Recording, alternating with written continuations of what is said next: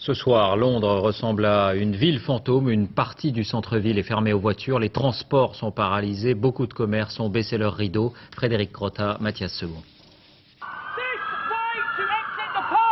L'alerte vient d'être donnée. Les policiers sont extrêmement tendus.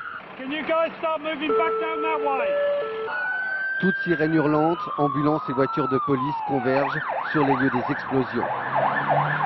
On ne parle pas encore pour l'instant d'attentat.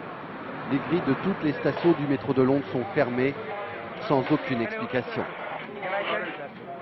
Pour beaucoup, la marche à pied devient le seul moyen de transport. Les taxis sont pris d'assaut.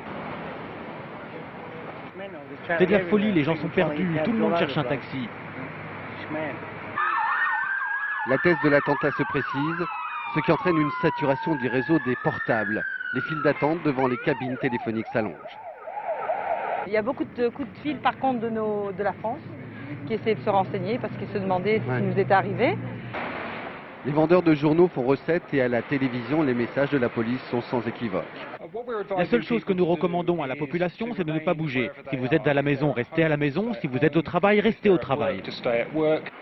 En fin d'après-midi, le métro est toujours fermé au public, car il faut vérifier station par station qu'aucun autre engin n'est susceptible d'exploser. Tout le réseau du métro de Londres est passé au peigne fin pour s'assurer qu'il n'y a plus d'engins explosifs et les bus ne sont plus en circulation pour être fouillés. Alors les Londoniens qui dans l'ensemble n'ont pas versé dans la panique regagnent comme ils peuvent leur domicile.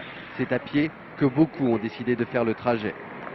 D'innombrables bouchons à la sortie de la capitale et en fin d'après-midi une nouvelle alerte à la station Victoria qui n'a pas contribué à rassurer la population londonienne, évidemment très marquée par ce jeudi noir.